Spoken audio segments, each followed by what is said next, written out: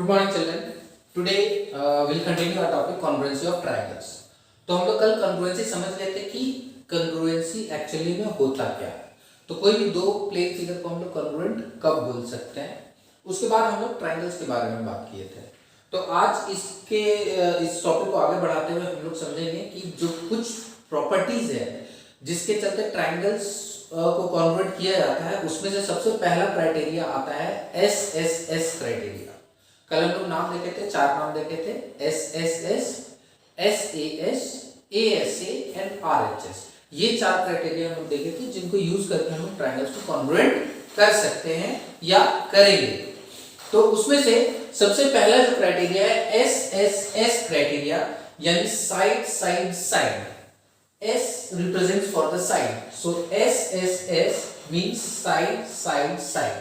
तो इस क्राइटेरिया में हम लोग क्या देखेंगे कि कोई भी दो ट्रायंगल जो है हमारे पास, उस दोनों ट्रायंगल का जो साइड्स होता है कॉरस्पॉन्डिंग साइड्स इक्वल होना चाहिए। यानी पहले ट्रायंगल का सारा साइड दूसरे ट्रायंगल के सारे कॉरस्पॉन्डिंग साइड्स के इक्वल होगा, तो हम लोग बोलेंगे कि ट्रायंगल्स कॉन्ग्रुएंट है। तो यहां पे लिखा है two triangles are congruent if, दो ट्रायंगल कॉन्ग्रुएंट कब होगा, if the three sides of one triangle are equal to the three sides of the other triangle।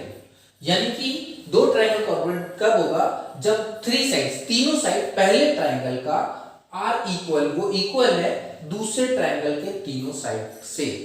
यानी कि मान लेते हैं यहां पे कि AB is equals to PQ है, AB is equals to PQ है, और BC is equals to QR है, BC QR के इक्वल है, and AC is equals to PR and AC is equals to PR। तो ये तीनों हम लोग देख लिए कि पहला ट्रायंगल का तीनों साइड दूसरे वाले ट्रायंगल के तीनों कॉरस्पॉन्डिंग साइड्स के इक्वल है। जब कभी भी ऐसा हो कि पहला ट्रायंगल का तीनों साइड दूसरे वाले ट्रायंगल के तीनों साइड के इक्वल होगा, तो हम लोग बोलेंगे कि ट्रायंगल्स आर कॉन्ग्रुएंट। तो हम लोग लिख सकते हैं triangle ABC is congruent to triangle PQR। ठीक है, और रीजन क्या है, बाय SSS क्राइटेरिया। तो ये दोनों ट्रायंगल कॉन्ग्रुएंट है बाय SSS क्राइटेरिया, यानी साइड साइड और साइड क्राइटेरिया से, क्योंकि इसका तीनों साइड्स इक्वल है। तो यही हम लोग का पहला क्राइटेरिया है SSS क्राइटेरिया। इसको क्लियर करने के लिए हम लोग एक एग्जांपल भी देखेंगे।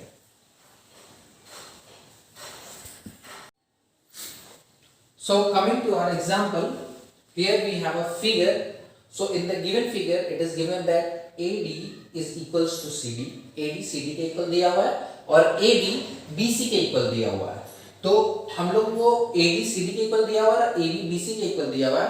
तो हम लोग को बताना है state the three pairs of equal parts of the triangle. तो इन दोनों ट्रायंगल में कौन कौन सा पार्ट इक्वल है ये बताना है। दूसरे में बताना है कि क्या ये ट्रायंगल ABD ट्रायंगल CBD के कॉन्ग्रुएंट है, यानी क्या ये ट्रायंगल इसके कॉन्ग्रुएंट है। तीसरा बताना है कि ये जो लाइन BD है कि ये लाइन BD क्या एंगल D को बाइसेक्ट कर रहा है। बाइसेक्ट का मतलब होता है to divide it into two equal parts. किसी भी चीज को दो बराबर पार्ट में बांटना को हम लोग बाइसेक्ट बोलते हैं। तो ये बोल रहा है कि क्या BD इस एंगल D को बाइसेक्ट कर रहा है, यानी कि क्या ये दोनों एंगल्स इक्वल है। चलिए हम लोग एक बार सॉल्यूशन की तरफ आते हैं। सबसे पहला बोला जा रहा है state the three pairs of equal parts of the triangle. तो ये दोनों ट्रायंगल का इक्वल पार्ट्स बताना है।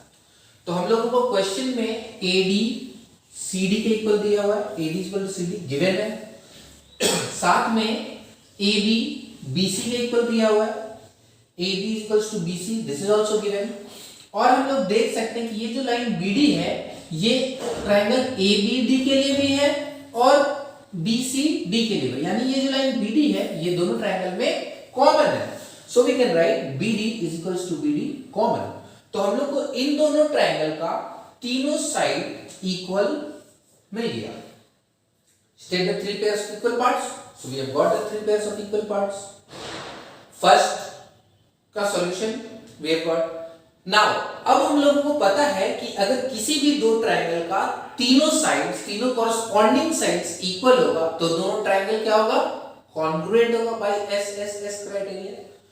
So we can write triangle ABD is congruent to triangle CBD by SSS criteria. Second का भी सॉल्यूशन हम लोगों को मिल गया, यस. थर्ड में बोला जा रहा है कि does BD bisects angle BAC.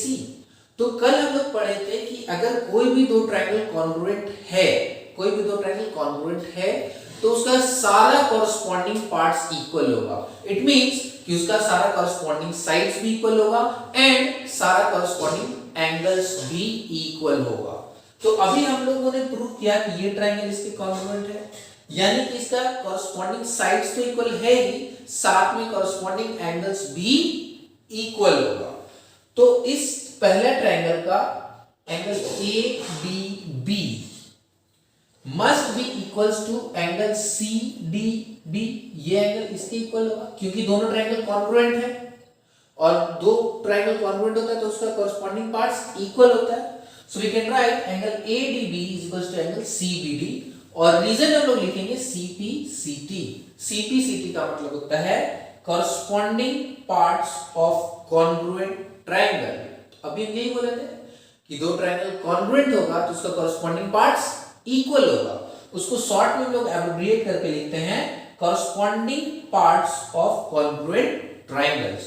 तो ये दोनों एंगल्स इक्वल है, ये दोनों एंगल्स इक्वल है. इट मींस ये जो लाइन है BD, ये इस एंगल को दो इक्वल पार्ट में डिवाइड कर दिया है.